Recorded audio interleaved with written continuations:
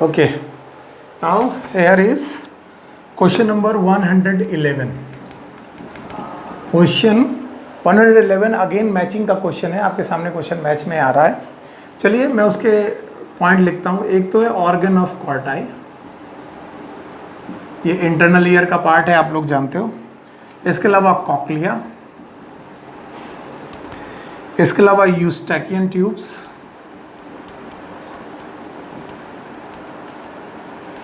और इसके अलावा स्टेपीज, मैलस इंकस स्टेपीज, ये बोन है। अगर मैं कान बनाऊं तो आपको मालूम है बाहर की तरफ जो कान होता है इट इज़ नोन एज, इसका जो पार्ट होता है it is known as pinna, फिर एक्सटर्नल ऑडिटरी मीटस, फिर इसके अलावा मिड ईयर को जोड़ने, फायरिंग से जोड़ने वाला यूस्टैकियन ट्यूब, इसके अलावा यू नो दैट कॉक्लिया और वेस्टिबुलर अपरेटस। सो आपको मालूम है यहाँ से लेकर यहाँ तक एक्सटर्नल ईयर है, ये वाला पोर्शन मिडिल ईयर है, और इधर जो हम लोगों ने बेटा वेस्टिबुलर पार्ट और कॉक्लियर पार्ट बनाए हैं ये है बेटा इंटरनल ईयर। तो मैं दूसरा कलर पेन यूज कर लेता हूँ, इंटरनल ईयर।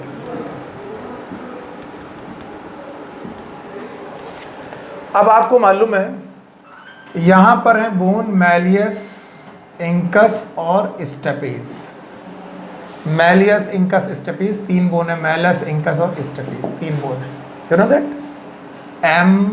MIS। एक तो बेटा यहाँ पर यूस्टैकियन ट्यूब से मैचिंग है, दैट इज। इसके अलावा एक स्टेपीज से मैचिंग है, दिस।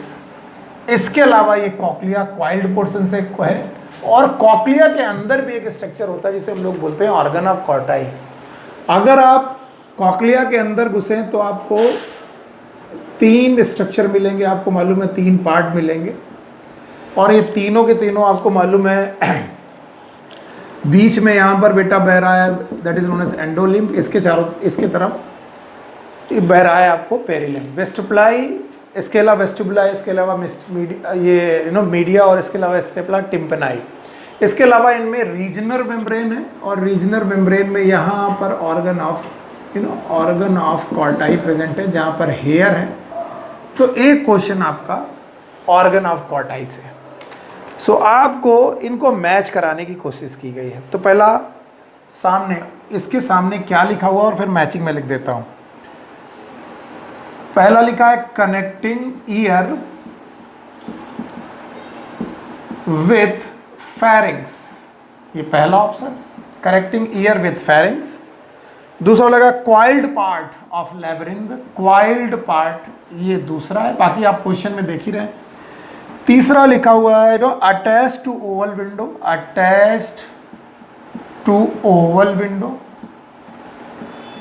और इसके अलावा है that located on the basilar membrane. Sorry, it is a basilar ऊपर, रीजनल मेम्ब्रेन आपको मालूम है, it is regional membrane and basilar membrane. I am sorry, ये आप देखिएगा। इसके बाद आपको अगला क्वेश्चन है located on the basilar membrane. Okay, so मेरे पास डायग्राम, अगर मैं आपके सामने डायग्राम ओपन करूं तो कुछ यूं होगा, अगर आप देख सकें तो अच्छा रहेगा। अगर डायग्राम देख सकें तो सबसे बढ़िया है। कोशिश करता हूं। ये डायग्राम है, आप लोगों ने देखा होगा, दिस इज द डायग्राम। आप देख सकते हैं कहाँ पर बैसिलर मेम्ब्रेन है, कहाँ पर रीजनल मेम्ब्रेन है, कैसे स्केला वेस्टिबुलाई है, स्केला मीडिया है, स्केला टिम्पेनाई है। Okay, this is the diagram. So इनमें से मैचिंग है ऑर्गन ऑफ कॉर्टाई, इसकी मैचिंग आएगी located on the basilar membrane. Cochlea, it is a coiled part. Now the Eustachian tube, ये वो है जो फेरिंग से जोड़ता है बेटा मिडिल ईयर को, और इसके अलावा stapes, it is attached to the oval window. So इस हिसाब से ऑप्शन आप देख लीजिए, maybe it is option A, या फिर आपने मैचिंग देख ही ली है। अगर आप मैचिंग जान गए तो ये क्वेश्चन नंबर 111 है, इट इज 111। इसके बाद 111 के बाद आपके सामने आता है 100 क्वेश्चन नंबर 112, 112। इस क्वेश्चन में बोला गया नेम द प्लांट, देख दीजिए question, name the plant growth regulator which upon spraying on sugar cane crop increase the length of stem thus increasing the yield of sugar cane. We all know sugar cane एक stem है और stem में nodes and inter nodes पाए जाते हैं, यूँ मालूम है, ये है नोड्स, ये है नोड्स, और नोड्स के बीच की लेंथ का नाम है इंटर नोड्स, ये है इंटर नोड्स। अब अगर मैं इसमें जिब्रेलिन छिड़क दूं, ये जिब्रेलिन ग्रोथ हार्मोन है जिब्रेलिन्स, तो ये इंटरनोडल लेंथ को बढ़ा देता है, यानी नोड को दूर दूर कर देता है लाइक दिस। और अगर इंटरनोडल लेंथ बढ़ गई तो बताइए गन्ने का साइज बड़ा हो जाएगा, तो गन्ने की ग्रोथ इंक्रीज हो जाएगी और प्रोडक्शन इंक्रीज हो जाएगा। तो ये क्वेश्चन पूछा गया है कि प्रोडक्शन इंक्रीज करने के लिए हमें कौन से प्लांट ग्रोथ रेगुलेटर की जरूरत है। सो 112 का आंसर होगा जिब्रेलिक एसिड और जिब्रेलिन्स, जिब्रेलिक एसिड और जिब्रेलिन्स, और ये ऑप्शन नंबर 4 है, ये आप लोग याद रखिएगा। तो क्वेश्चन नंबर 112 का आंसर जिब्रेलिन्स हो गया। इसके बाद हम लोग क्वेश्चन नंबर 113 की तरफ बढ़ते हैं। चलिए अगला क्वेश्चन है question number 113, 113, the tap root that originate from the base of stem. चलिए 113 को भी हम लोग डिफाइन करते हैं कि इसका क्वेश्चन का आंसर क्या होना चाहिए। वैसे तो इसको डिटेल में मैंने पढ़ाया था कि सीड में आप लोगों ने एम्ब्रियोनल एक्सिस देखी है। मान लीजिए ये कॉटिलेडॉन है, तो ये वाला पोर्शन होता है एपिकोटाइल और ये वाला पोर्शन है हाइपोकोटाइल। लेट्स सपोज ये हाइपोकोटाइल है। ये जो हाइपोकोटाइल होता है आगे चल के प्राइमरी रूट्स बनाता है, प्राइमरी रूट्स, और ऊपर की तरफ स्टेम बनते हैं, ये रहे स्टेम, दैट इज एपिकोटाइल से स्टेम की तरफ बनते हैं यानी, और हाइपोकोटाइल से रूट बनते हैं। तो हाइपोकोटाइल में यहाँ एक पोर्शन होता है radical, it will extend into the primary root. Primary roots के बाद सेकेंडरी रूट निकलती हैं, टर्सरी रूट निकलती हैं, और वो टैप रूट सिस्टम बनाते हैं। लेकिन कभी कभी क्या होता है कि बेटा स्टेम बन जाता है और जो ये हमारा रेडिकल है या फिर हाइपोकोटाइल है डीजनरेट हो जाता है। तो ये जो स्टेम है इसके बेस से, बेस ऑफ स्टेम से बहुत सारी रूट निकल आती है, a kind of adventitious root, लेकिन these are known as fibrous root. तो क्वेश्चन पूछा गया है बेस ऑफ स्टेम से कौन सी रूट ओरिजिनेट होती हैं, तो आपको आंसर देना पड़ेगा। आंसर है इसका 3 and that is known as fibrous root. तो इसका आंसर फाइब्रस रूट है। आप इसे सही कर लीजिएगा, मिला लीजिएगा और आगे बढ़िएगा। ये क्वेश्चन नंबर 113 हो गया, 113। इसके बाद क्वेश्चन नंबर 114 है, 114, 114। 114 क्वेश्चन में ये दिया गया है, if the head of cockroach is removed it may live for few days because, लगभग एक हफ्ते तक, वीक तक जिंदा रहता है। यू नो दैट, हमें मालूम है हेड, इसके अलावा थोरैक्स और इसके अलावा एब्डोमेन में डायग्राम बहुत अच्छा हो सकता है ना बने, आपको मालूम है। तो ये अगर मैं कुछ प्रोटोटाइप बनाऊं कॉकरोच का, तो इसके नीचे अगर हम गैंग्लिया बनाएं, गैंग्लिया क्या होती हैं, यहाँ पर नर्व एसोसिएशन होता है, साइट ऑन बॉडी एसोसिएशन होता है, नर्व गैंग्लिया होती है, नर्व गैंग्लिया। इनमें से 3 नर्व गैंग्लिया जो होती हैं वो हेड रीजन में होती हैं, और लगभग 6 नर्व गैंग्लिया ये वाला एब्डोमेन रीजन में होती हैं, एब्डोमेन रीजन में होते हैं। लेकिन एब्डोमेन रीजन में ये वेंट्रल पार्ट ऑफ एब्डोमेन में होती है, वेंट्रल पार्ट। डायरेक्ट क्वेश्चन था, कहीं इसमें गड़बड़ नहीं। तो आप देखेंगे कि अगर आप हेड रीजन काट भी देते हैं तो केवल 1/3 पार्ट कटता है, 6 और 3, ये 6 रहा, ये 3 रहा। ये जो 6 गैंग्लिया हैं वो वेंट्रल पोर्शन पर है। तो कई बार यहाँ पर आपको दूसरा ऑप्शन सही लगता है कि 1/3 of nervous system while the rest situated in the dorsal. बस याद रखना ये जो 6 नर्व गैंग्लिया हैं वेंट्रल पार्ट में सिचुएटेड है। तो पहला ऑप्शन में पढ़ता हूँ, देखिए आप लोग, the head hold a small portion of nervous system while the rest situated along the ventral part of the body. Yes, head में केवल स्मॉल पार्ट ऑफ गैंग्लिया है, स्मॉल पार्ट ऑफ गैंग्लिया। आपको मालूम है स्मॉल पार्ट ऑफ गैंग्लिया यानी small part of nervous system head में है, तो अगर हेड कार्ड भी दिया जाए तो मोस्ट ऑफ द पार्ट जो है बेटा नर्वस सिस्टम का वो वेंट्रल बॉडी में पड़ा हुआ है, इसलिए इंसेक्ट यानी कॉकरोच कई दिनों तक जिंदा रह सकता है। तो 114 में आप मेरे हिसाब से ऑप्शन 1 टिक करिए, सही रहेगा। सेकंड ऑप्शन में लिखा है 1/3 nervous system while the rest is dorsal part, dorsal नहीं हो वेंट्रल है। Supra oesophageal ganglia of the cockroach are situated ventral part of the abdomen, abdomen में नहीं होता, फेरेंजियल वाली सुप्रा फेरेंजियल जो होती है हेड एंड थोरैक्स रीजन वाली रीजन में है। और इसके बाद cockroach does not have nervous system, ये तो एब्सर्ड बात है। नर्वस सिस्टम तो चालू हो चुका है बेटा, प्रिमिटिव टाइप का नर्वस सिस्टम चालू हो चुका है फ्रॉम द सीलेंट्रेटा, और जो चीज़ सीलेंट्रेटा में शुरू हो गई वो आगे भी बढ़ती जाएगी। ओके, सो इस तरीके से क्वेश्चन नंबर 114 भी हो गया। इसका ऑप्शन 1 कर लीजिए आप, जिसमें से स्मॉल पोर्शन इज हेड, बाकी पोर्शन कहाँ पर है वो आपको मालूम है। नाउ द क्वेश्चन नंबर 115, अगला क्वेश्चन है 115। इस क्वेश्चन में स्ट्रोबिलाई और कोन्स के बारे में बात की गई, स्ट्रोबिलाई और कोन्स। अच्छा, ये पढ़ाने के पहले मैंने आपको एक कॉन्सेप्ट दिया था कि प्लांट में जब कभी आपको कोई भी प्लांट स्पोरोफाइट मिल जाए, अगर आपको याद हो, तो मैंने बोला था स्पोरोफाइट पार्ट में आप लोगों को 3 चीजें देखनी है। एक तो देखना है रूट, दूसरा देखना है स्टेम, और तीसरा देखना है लीफ। लेकिन रूट स्टेम लीफ मिलने के बाद आप बैठिएगा नहीं, इसके अलावा कुछ स्पेशल लीफ मिलेंगी, these are known as sporophyll. याद रहेगा, इनको बोलेंगे स्पोरोफिल। स्पोरोफिल में पाई जाती है sporangia. Okay, these are known as sporangia. ना अगर स्पोरोफिल एक एक करके मिले देन इट इज स्पोरोफिल, पर जब स्पोरोफिल का ग्रुप मिले, the group of sporophylls, group of sporophyll, this group of sporophyll it is called as cone, इसे कोन और स्ट्रोबिलाई बोलते हैं। और ये डायरेक्ट क्वेश्चन था, 2 एग्जाम्पल दिए गए हैं। एक तो एग्जाम्पल दिया गया है सेलाजिनेला, आप अगर एनसीईआरटी पढ़ें, और दूसरा इक्विसिटम, हॉर्स टेल के बारे में बात है इक्विसिटम। तो अब हम लोग देखते हैं क्वेश्चन नंबर 115 में ऐसा कौन सा ऑप्शन है। ऑप्शन नंबर 2 है जहां पर इक्विसिटम ऑप्शन में दिया गया है। So we can say the Equisetum will be the right answer. ये राइट आंसर होना चाहिए for the strobili and the cone.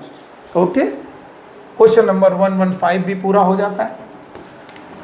Question number 115 के बाद we have another question number that is known as question number 116, 116 question.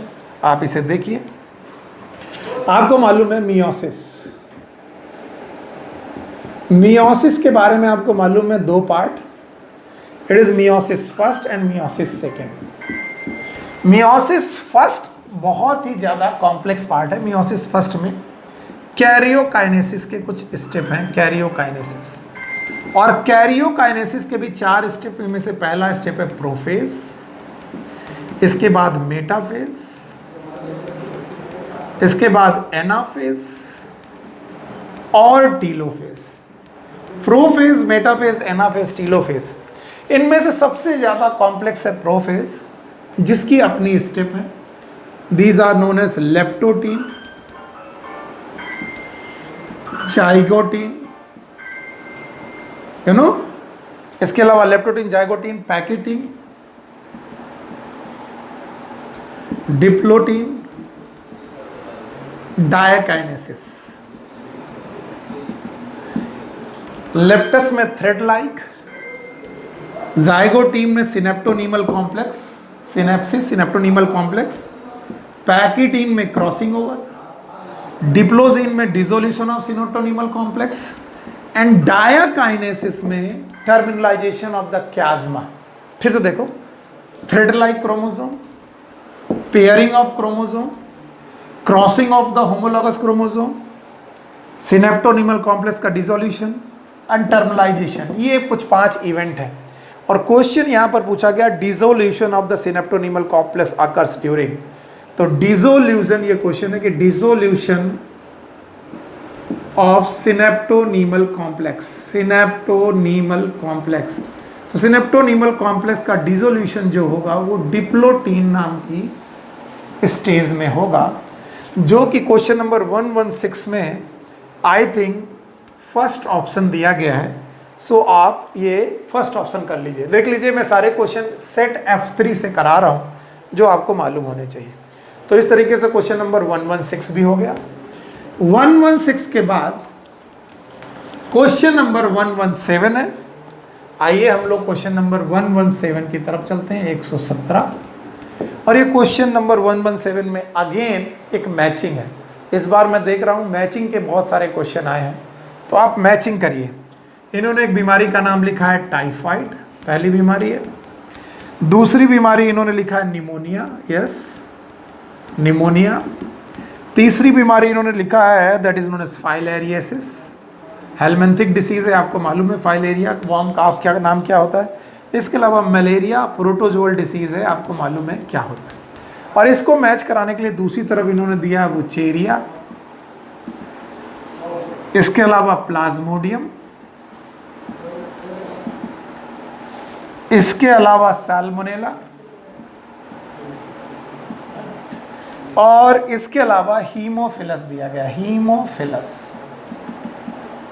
अब इसे match कराते हैं। सबसे पहले तो आपको मालूम है typhoid is by the Salmonella typhimurium नहीं, Salmonella typhi. Filariasis you know that the Wuchereria bancrofti. Malaria आपको मालूम है प्लाज्मोडियम। तो अब बचता है निमोनिया। निमोनिया न्यूमोकोकस से भी होता है और भी बैक्टीरिया से होता है, तो आप निमोनिया को हीमोफिलस की तरफ मैच करा सकते हैं। तो आपने देखा कौन किससे मैच कर रहा है, typhoid bye the salmonella, pneumonia by the Haemophilus, filaria by the Wuchereria, malaria by the Plasmodium. और इस हिसाब से 117 का I think fourth option correct है, जिसमें 1 is 3, 2 is 4, okay, 3 is 1 and the 4th is 2। अगर ये सही है तो क्वेश्चन नंबर 117 भी हो जाता है। क्वेश्चन नंबर 117 के बाद आपके सामने क्वेश्चन नंबर 118 आता है। आप इस क्वेश्चन नंबर 118 को भी देख लें और देखें कि इस क्वेश्चन में क्या था। आइए हम लोग क्वेश्चन नंबर 118 को देखते हैं। You know that first phase of translation, आप क्वेश्चन पढ़ते जाइए कि what is the first phase of translation. Translation is also known as protein synthesis. Simple question था, आप अगर इस क्वेश्चन को नहीं सॉल्व कर पाए हैं इसका मतलब कॉन्सेप्ट में कहीं ना कहीं दिक्कत है। आपको मालूम है कि हमारे पास पूरी एक सेल है, सेल में न्यूक्लियस है। अगर ये यूकैरियोट, अगर प्रोकैरियोट है तो न्यूक्लियस नहीं न्यूक्लियोइड होगा, मैं यूकैरियोट मान के चलता हूँ। यहाँ पर आपके पास डीएनए, फिर डीएनए के बाद एमआरएनए बनता है, ठीक है। और इस एमआरएनए को राइबोसोम में जाकर के अटैच होना है और वहां पर साइटोप्लाज्म में प्रोटीन सिंथेसिस होनी है। लेकिन प्रोटीन सिंथेसिस शुरू हो इसके पहले ही साइटोप्लाज्म में टीआरएनए पड़े हुए हैं और हर एक टीआरएनए में एंटीकोडॉन है, एंटीकोडॉन। और इन एंटीकोडॉन के रस के हिसाब से अमीनो एसिड्स हैं और इन अमीनो एसिड्स को टीआरएनए पे अटैच होना है and that is known as charging of tRNA, charging of tRNA. And this charging of tRNA is known as amino acylation, amino acylation of tRNA. मेरे हिसाब से प्रोटीन सिंथेसिस शुरू हो, DNA से बाहर एमआरएनए आए, स्प्लाइसिंग हो, बाकी प्रोसेस हो, उसके पहले हमारे टीआरएनए को चार्ज हो जाना चाहिए। तो charging of tRNA should be the first step. और मैं यहाँ पर देख रहा हूँ it is option number 1 that is known as amino acylation of tRNA. ये पहला स्टेप होगा, amino acylation of tRNA protein synthesis का, it should be the first step. इसके बाद एमआरएनए राइबोसोम में अटैच होगा, वो और बात है। उसके पहले हमें अमीनो एसाइलेशन ऑफ टीआरएनए कर लेना चाहिए। अगर आप इतना कर चुके हैं so it will be good. Now again 119 119वां क्वेश्चन जो है, देखिए इन क्वेश्चन में कंट्रोवर्सी आएगी, मैं नहीं जानता, मैं एनसीईआरटी के थ्रू आपके लिए एक आंसर दे रहा हूं, तो आप एनसीईआरटी के हिसाब से देखने की कोशिश करिएगा और इसे एनसीईआरटी से मैच करने की कोशिश करिएगा। मैं आपके सामने वो एनसीईआरटी का स्टेप भी पढ़ देता हूं जहां से टीआरएनए सिंथेसिस के बारे में, सॉरी ट्रांसलेशन के बारे में लिखा हुआ है। अगर आप लोग पेज नंबर 114 ओपन करेंगे तो 4th या 5th लाइन पे लिखा हुआ, therefore the first phase itself amino acid are activated in the presence of ATP are linked to their cognate tRNA process called the charging of tRNA to be more specific. तो जो सबसे पहला step होना चाहिए, first phase होना चाहिए, ये tRNA का अमीनो एसाइलेशन होना चाहिए। अगर आपको ये आता है तो काम चल जाएगा। ओके, नाउ हो सकता है इनमें कंट्रोवर्सी आए, उसके लिए मैं पहले से सॉरी बोल दे रहा हूँ, आप लोग बाद में मैच कर लीजिएगा। Now the question number 119, again यहाँ पर मैचिंग है। इसके पहले कि मैं 119 पढ़ाऊँ, बहुत सारे लोग बोलेंगे कि एमआरएनए का राइबोसोम में अटैच होना भी फर्स्ट स्टेप हो सकता है। यस, लेकिन उसके पहले चार्जिंग ऑफ टीआरएनए होनी चाहिए मेरे हिसाब से। बाकी देखते हैं इसका आंसर क्या आता है। ओके, 119 क्या आता है का मतलब है ऑल इंडिया हमको, यानी कि एनटीए हमें इसका आंसर क्या देगा। अगर वो गलत होगा तो पहले से ठीक है। Okay, now 119, match the following column. अब आपके सामने कुछ बैक्टीरिया दिए गए, माइक्रोब दिए गए और उनसे जुड़े हुए प्रोडक्ट दिए, क्लॉस्ट्रीडियम ब्यूटाइलिकम, ये पहले दिया गया क्लॉस्ट्रीडियम ब्यूटाइलिकम। इसके अलावा ट्राइकोडर्मा दिया गया, ट्राइकोडर्मा। इसके अलावा मोनेस्कस परप्यूरियस दिया गया, मोनेस्कस परप्यूरियस। प्लीज आप इनको सही कर लीजिएगा।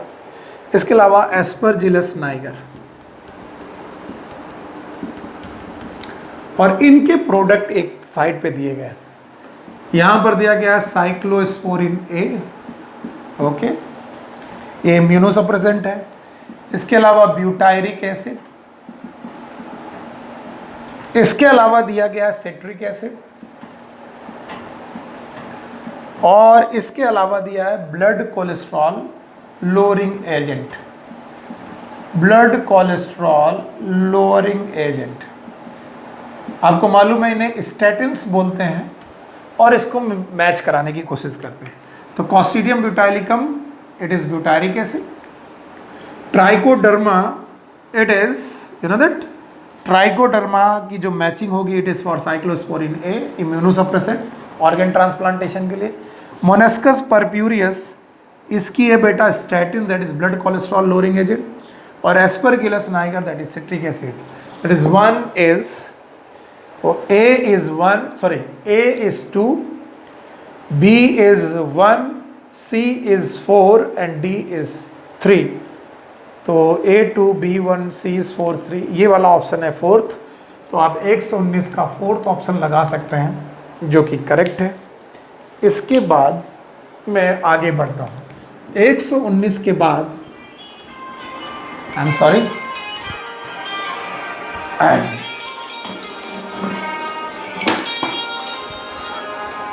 इसके बाद क्वेश्चन नंबर 120 है, अगला क्वेश्चन है ना। तो क्वेश्चन नंबर 120, रूबिस्को एंजाइम के रेस्पेक्ट में हम लोगों को कुछ क्वेश्चन करना है। यू नो दैट, हम लोगों ने पढ़ा था कभी RuBP, अगर इसमें कार्बन डाइऑक्साइड जुड़े तो ये 5 कार्बन का प्रोडक्ट है। कार्बन डाइऑक्साइड जुड़े और इस एंजाइम की प्रेजेंस में जुड़े, जिसका नाम है रूबिस्को, तो 2 मोल 3 फॉस्फोग्लिसरिक एसिड के बनते हैं। और इस स्टेप को हम लोग कार्बोक्सिलेशन बोलते हैं। पर याद रहे, ये क्वेश्चन कार्बोक्सिलेशन से था ही नहीं था, ये था ऑक्सीजनेशन से। RuBP में अगर ऑक्सीजन जुड़े, very much sorry,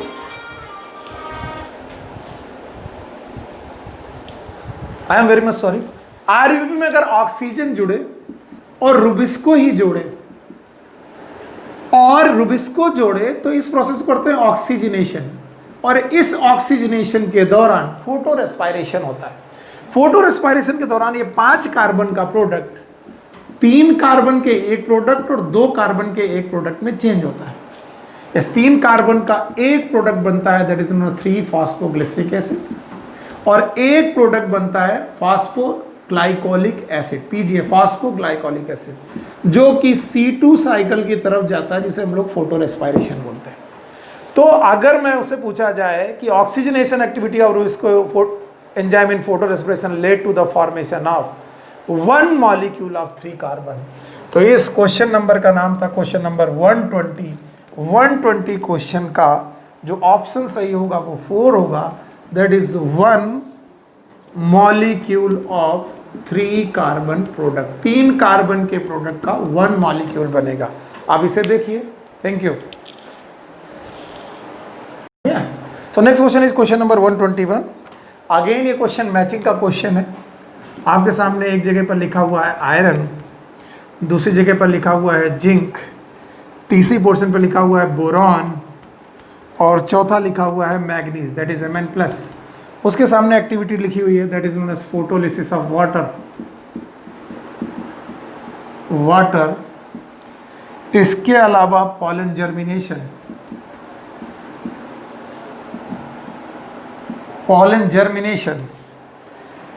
chlorophyll synthesis, ये लिखा हुआ है क्लोरोफिल सिंथेसिस, और IAA that is auxin synthesis, IAA synthesis. अब इसकी मैचिंग करानी है। So you know that iron तो क्लोरोफिल सिंथेसिस में काम आता है, zinc is for the IA synthesis, boron for pollen germination and manganese for photolysis of water. So 121 में ये सारे ऑप्शन आपको मिल जा रहे हैं ऑप्शन नंबर 4 में। और इस तरीके से ये एक और मैचिंग का क्वेश्चन आपके सामने है जो आपने इसे करेक्ट किया। 121 के बाद 122 जो क्वेश्चन है, ये क्वेश्चन अब हम लोग देखते हैं।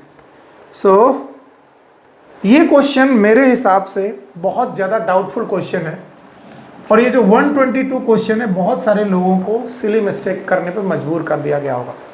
प्लीज़ इस क्वेश्चन को बहुत ध्यान से समझिएगा। पहली बात तो ये क्वेश्चन ट्रांसक्रिप्शन से है। सो ये बात आपको मालूम होनी चाहिए कि ट्रांसक्रिप्शन से रिलेटेड है। ट्रांसक्रिप्शन का मतलब है कि हमें DNA से बनाना है mRNA। DNA से mRNA बनाना है। DNA से अगर हम mRNA की तरफ जाएं, this process is known as transcription. और ट्रांसक्रिप्शन के लिए आपको मालूम है एक जगह पर प्रमोटर होगा, एक पॉइंट पर टर्मिनेटर होगा, और बीच में होंगी structural gene, that we know the structural gene. और याद रहे एक एंजाइम है ट्रांसक्रिप्शन का, that is known as DNA dependent RNA polymerase.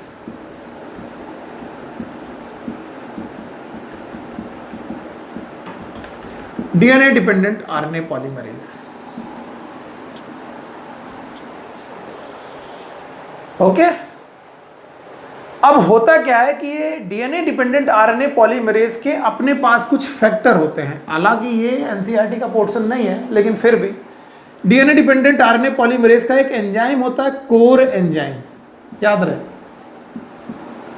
इस कोर एंजाइम को केवल इलॉन्गेशन करना आता है, इलॉन्गेशन।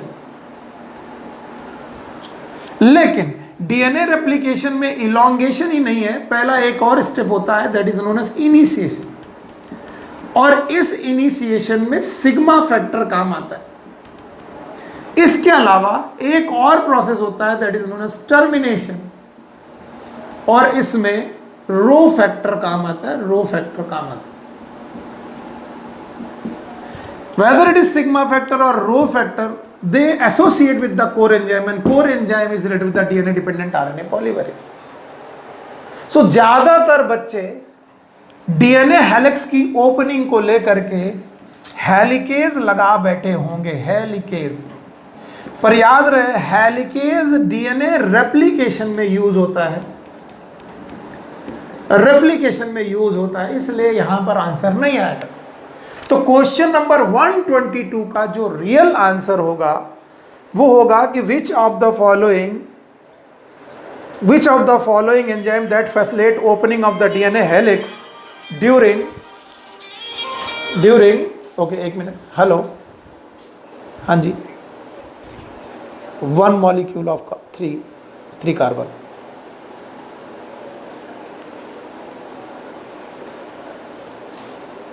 नहीं, वो बॉस फॉस्फोग्लाइकोड ग्लाइसिन और सेरीन में जाता है बॉस।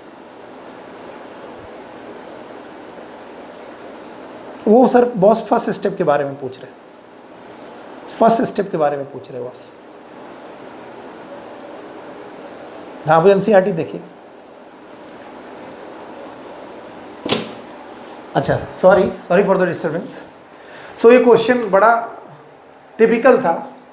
सो आपके सामने 122 का ऑप्शन जो आएगा, 122 में जो ऑप्शन आएगा, 122 में मेरे हिसाब से the answer should be the RNA polymerase. So may be ये कंट्रोवर्सी में क्वेश्चन फंसे, आप लोग बहुत ज़्यादा गुस्सा भी हों, ये कंट्रोवर्सी में क्वेश्चन फंस भी सकता है, लेकिन याद रहे ये जो क्वेश्चन है 122 क्वेश्चन ट्रांसक्रिप्शन से रिलेटेड है।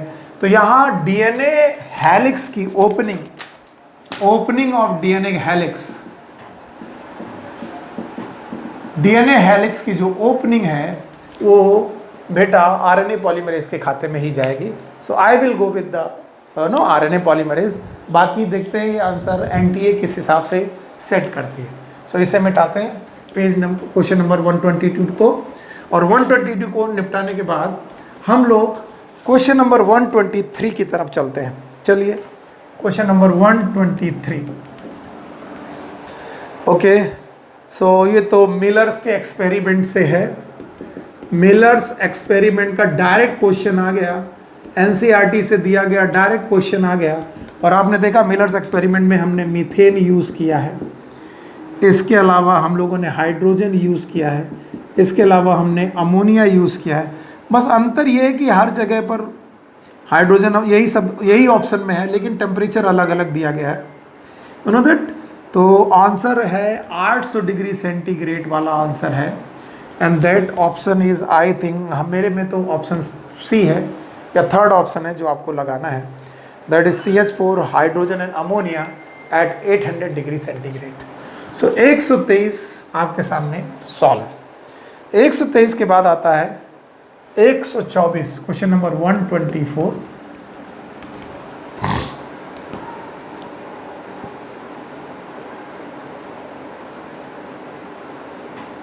ओके, सो क्वेश्चन नंबर 124 ये क्वेश्चन है goblet cell.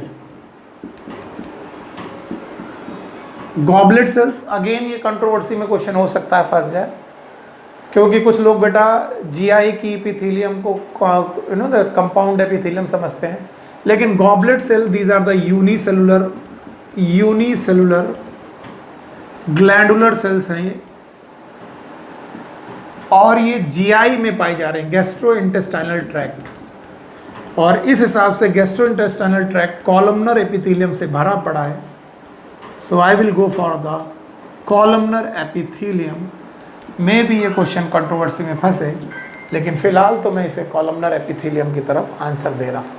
So look it 124 columnar epithelium. Okay, 124 के बाद अगला क्वेश्चन फिर से बेटा एपिथेलियम का है, that is known as 125, and the 125 epithelium, that epithelium is known as cuboidal epithelium.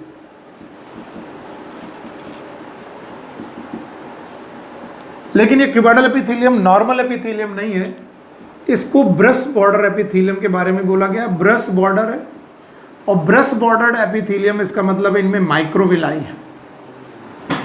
So you know that microvilli जहां पर भी होती हैं वो सरफेस एरिया को बढ़ाने के लिए होती हैं, और इनका मेन काम एब्जॉर्प्शन होता है। सो कई बार ये क्वेश्चन भी कंट्रोवर्सी में पड़ता है, लेकिन क्यूबॉइडल एपिथेलियम हमेशा ट्यूबुलर पार्ट ऑफ नेफ्रॉन में पाई जाती है, ट्यूबुलर पार्ट ऑफ नेफ्रॉन।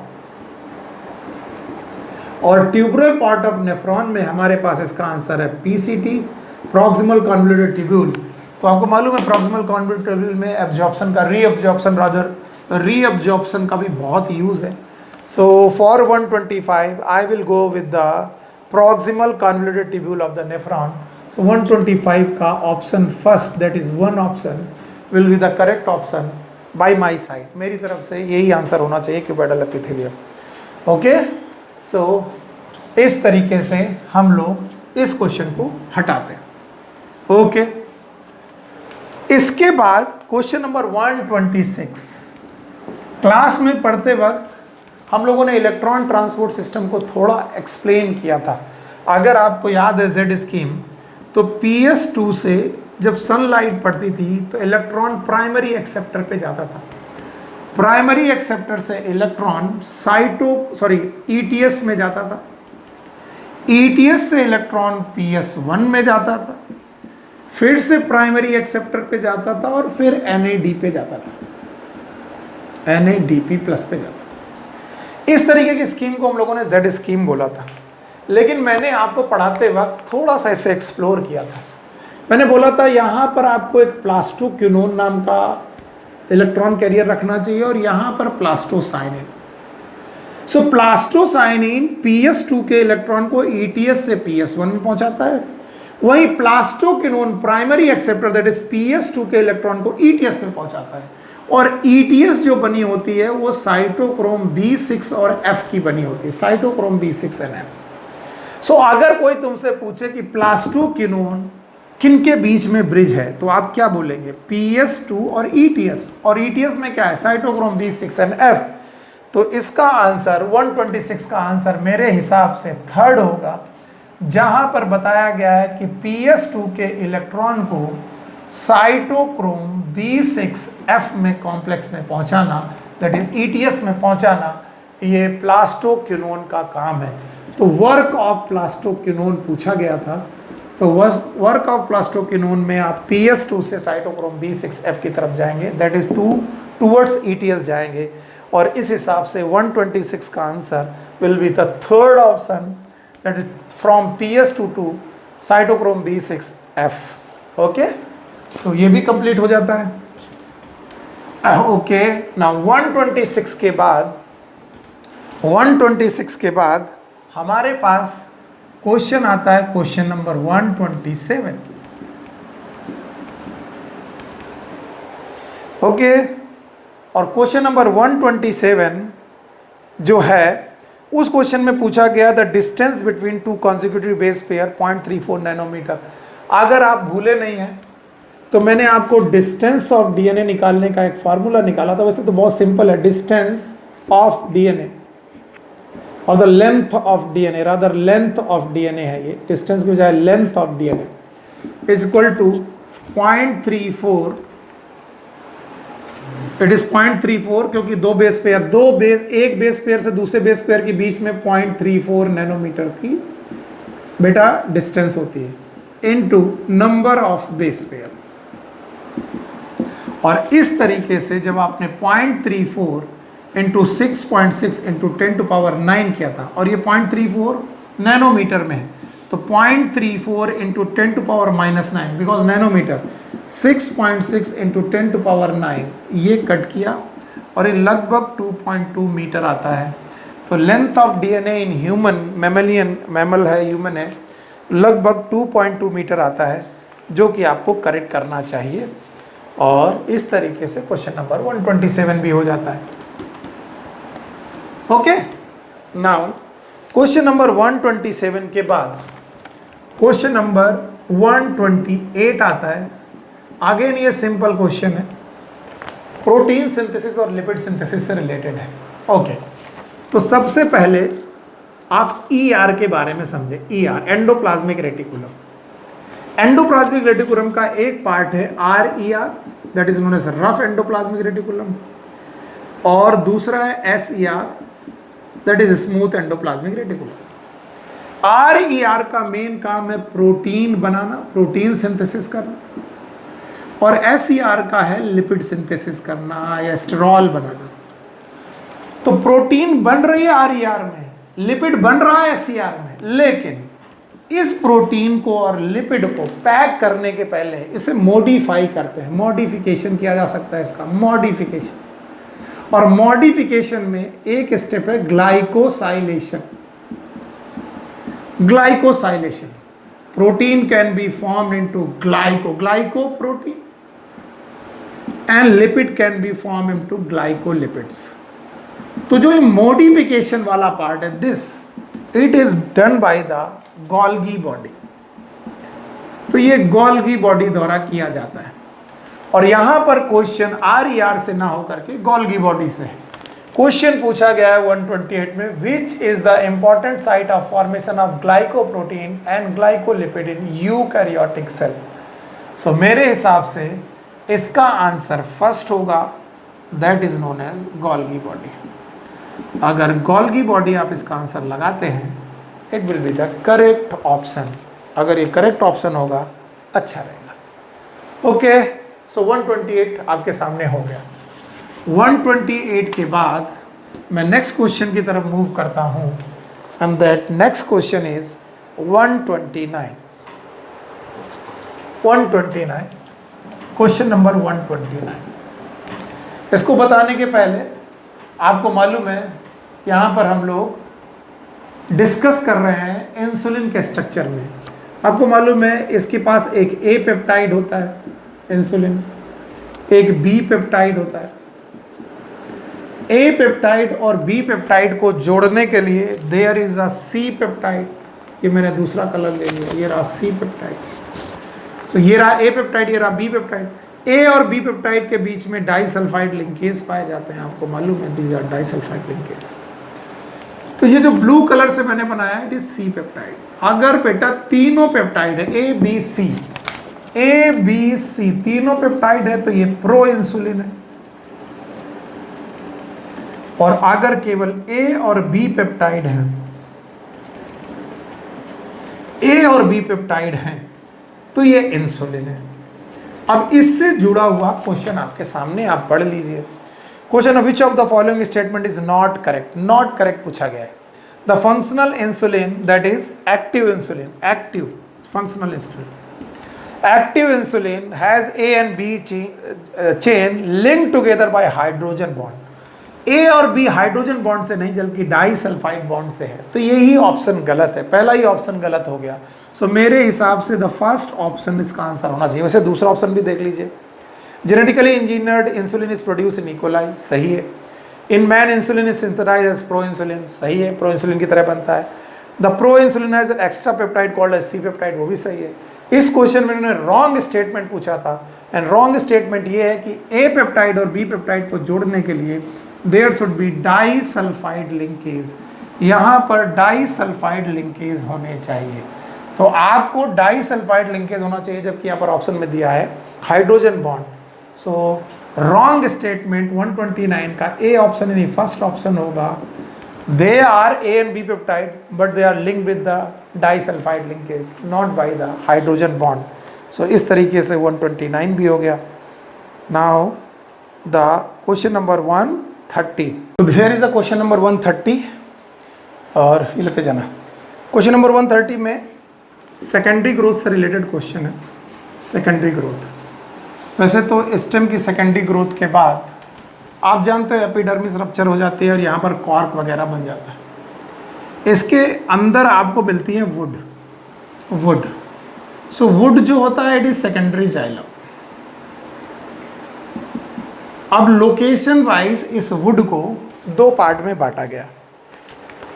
एक तो पेरीफेरल पार्ट है, लाइक दिस, ये पेरीफेरल पार्ट है, दिस पेरीफेरल पार्ट, ठीक है। और बाकी जो पार्ट है वो हम लोग सेंटर पार्ट बोल रहे हैं, दिस, ये सेंटर पार्ट है। गांव में हम लोग कच्ची लकड़ी पक्की लकड़ी के रूप में जानते हैं। सो जो सेंटर पार्ट है, चूंकि सेंटर में हम लोग हार्ट बोलते हैं, that's why it is known as heartwood. और जो पेरीफेरल पार्ट है ये है सैपवुड। याद रखना सैपवुड लाइट कलर्ड होती है, लाइट कलर्ड, और ये वाटर कंडक्शन करती है, वाटर कंडक्शन करती है। लेकिन जो सेंट्रल पार्ट है हार्डवुड है, ये डार्क कलर है। इसमें डिपोजिशन ऑफ मटेरियल होता है, बहुत सारे मटेरियल डिपॉजिट होते हैं, लैटेक्स है, रेजिन्स है, एटसेट्रा। और ये डेड पार्ट है और नो कंडक्शन ऑफ वाटर। यहां हार्डवुड में कोई कंडक्शन नहीं होता। तो क्वेश्चन नंबर 130 बोलता है कि हमें इनकरेक्ट स्टेटमेंट चूज करना। आपके सामने क्वेश्चन है, आप देख लीजिए।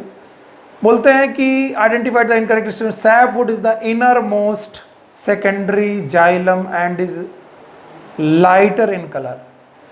Sapwood is not inner most, hardwood is a inner most, तो सैपवुड तो पेरिफेरल हो गया, तो पहला ऑप्शन गलत है।